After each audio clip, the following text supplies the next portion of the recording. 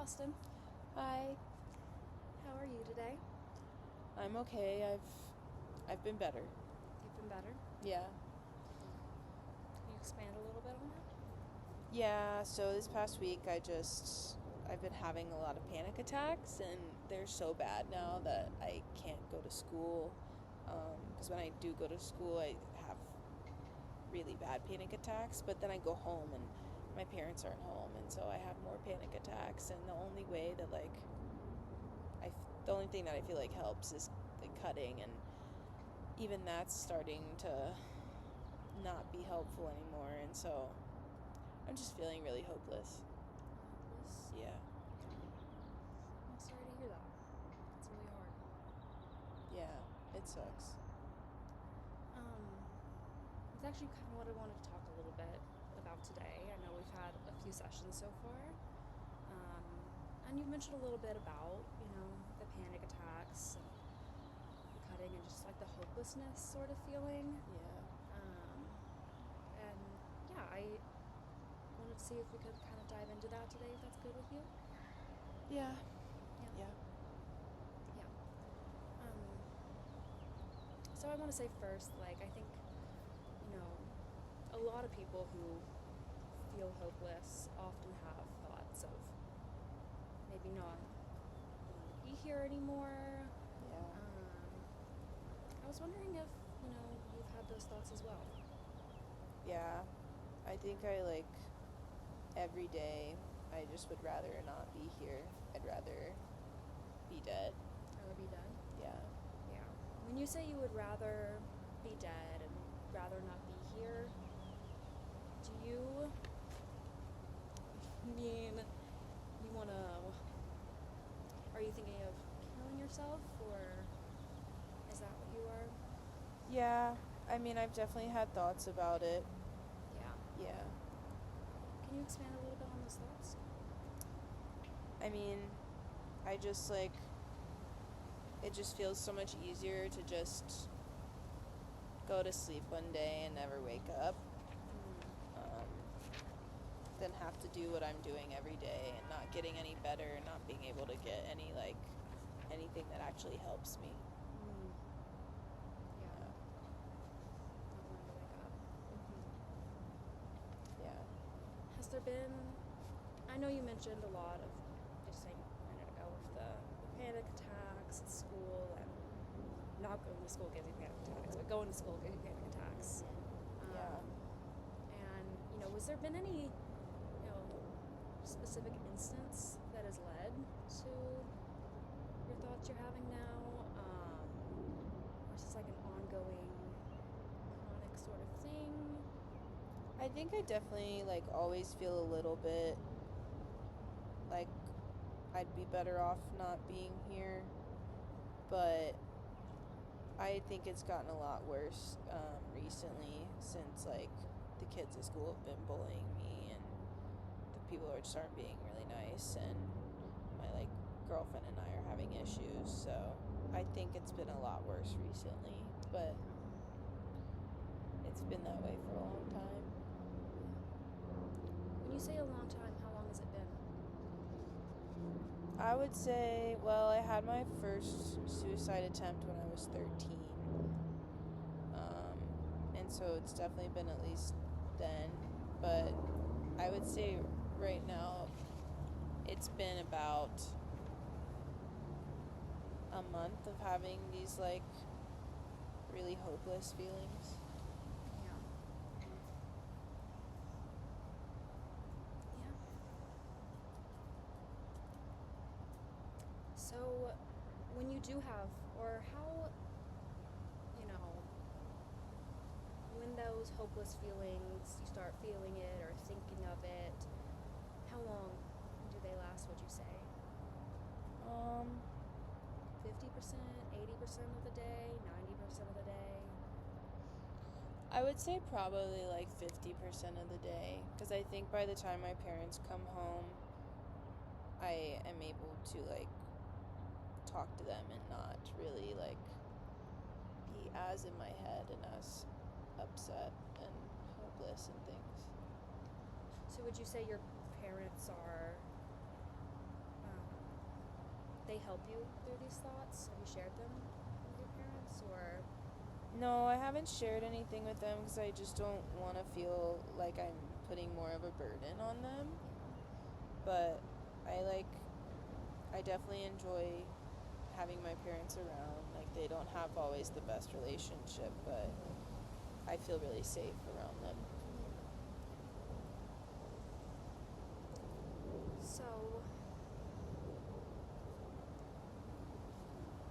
you think about, you have hopelessness thoughts about 50% of the day, and you've been having that for about the last month or so, right? Yeah. And I'm really sorry to hear that. That can be hard. As a teenager, it's, going through a lot of things that you're going through that's tough. It's tough. Yeah. Yeah, it's definitely not easy. Yeah. And when you do think of killing yourself, have you thought about, do you have a plan how you would kill yourself? I don't really have an exact plan, but I have been keeping some of my sleeping meds and not taking them, and that would probably be what I do if things get really bad and I just don't want to keep going anymore.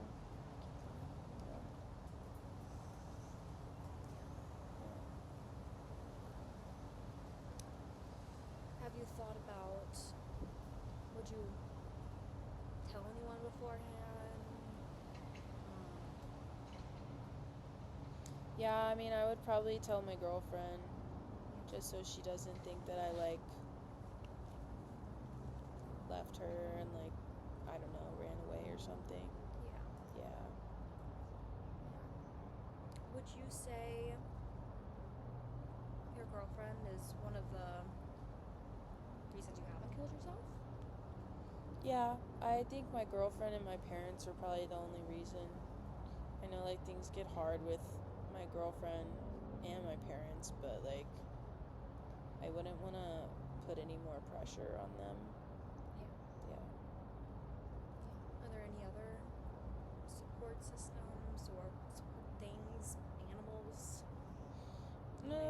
Yeah, I have a dog. He's really great, and I definitely wouldn't want to leave him alone. Yeah, I get up every morning to take him on a walk, and that's kind of the reason I get up in the mornings. It makes me get out of bed. Yeah. What's your dog's name? Chance. Aww. Yeah, he's really cute. He's a golden retriever. I love dogs. Me too. Yeah. I dubbed him. Yeah. And not to take a little step back, but I know you did just a second ago mention you had a suicide attempt in the past. Yeah. When I was younger, when I was 13, I had been really bullied at school, just for being trans and just existing. So I had a really bad day at school, and I got home before my parents and tried to hang myself in my closet. But my mom came in and she saved my life.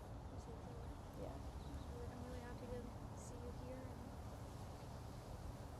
Yeah, me too. Yeah. How was it with your parents? Did they know that you were feeling suicidal at that time?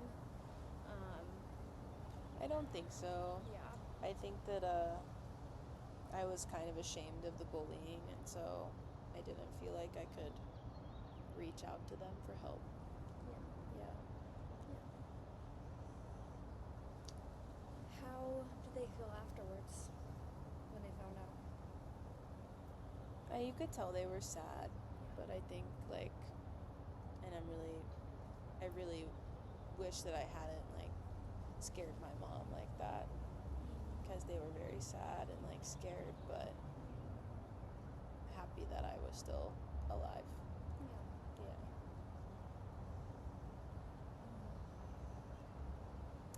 Do you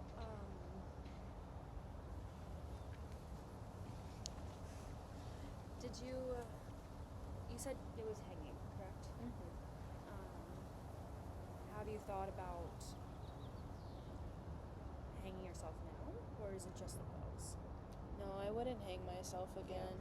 It wasn't. I don't think it worked. Yeah. Did you have any injuries from that, or? Not really.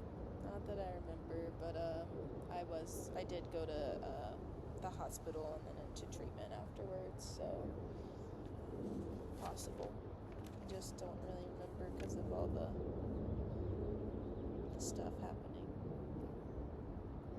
I guess kind of a little bit related to that, or just injuries. You mentioned also cutting yourself, and just to clarify, that helps you right now to have less panic attacks. Yeah, it helps me calm down and like feel like I'm in control again, but it hasn't really been working this past week, which is why I feel more hopeless. I think it's, a lot of people who are, seeking that control back in their lives, cutting is, they often do resort to cutting. Yeah. How do you feel telling me that That I cut? Yeah. I mean, I'm a little ashamed of it, but I also, I don't know, it helps, so, yeah. Would you say it helps you feel less hopeless? Or would you say it almost makes it worse? I think it helps me in the moment, but obviously I always go back to like feeling hopeless and bad. Yeah. So it helps you cope in the current time, but Yeah. not so much future stuff or long term sort of thing. Yeah.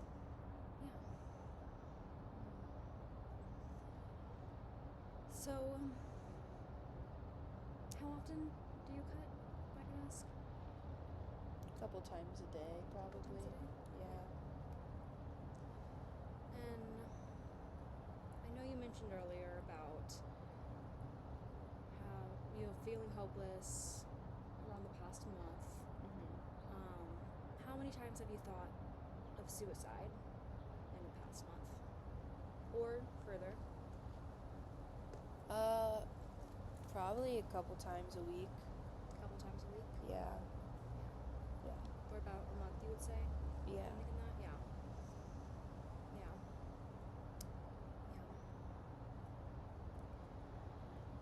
If you had to give it a rating of 1 to 10 of how bad you want to die right now, what would you give?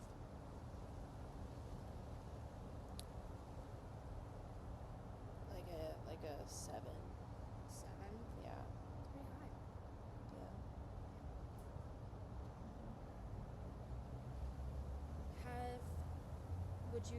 What rating would you give for wanting to kill yourself from 1 to 10?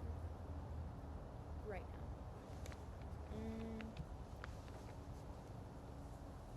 Probably like a 5. 5? Okay. Yeah. So it's a little lower than wanting to be dead. Yeah. But still above, Yeah. Yeah. What has been your most important reason for staying alive, or what has kept you alive through this? Because, I think 5 is, right in the middle, up, down. I think like my family and my girlfriend and just like I don't want to hurt anybody else, and so I've just been staying alive for them, I think. Staying alive for them? Yeah.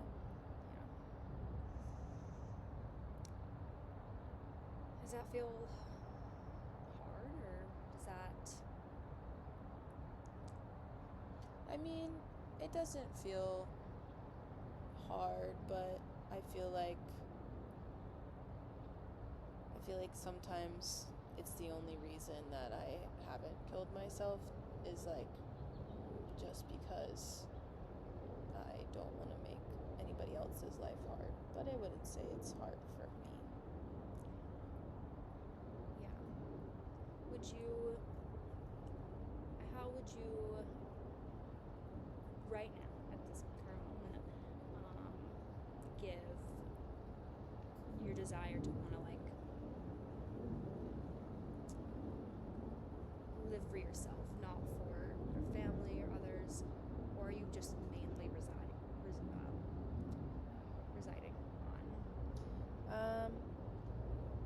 I mean, I'm definitely leaning more towards others. Yeah.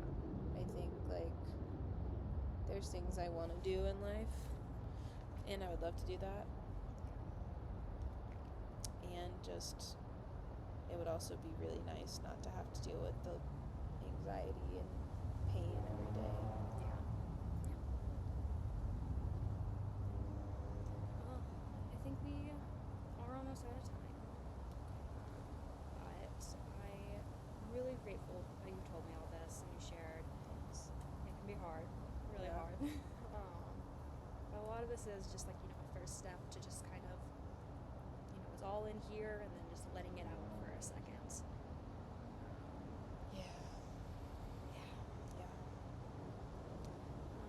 I would love to next session though to maybe keep talking on this if you want. I think it'd be really great if we start making some safety planning. That's basically just what can be done, what easy steps can be done when you are having these suicidal thoughts, these hopeless thoughts. Maybe somebody resorts to cutting, or whatnot. We can work on that next session if that's good with you. Okay, that sounds good. Thank you. Of course. It's been really nice talking to you, Austin. Thanks. Appreciate it.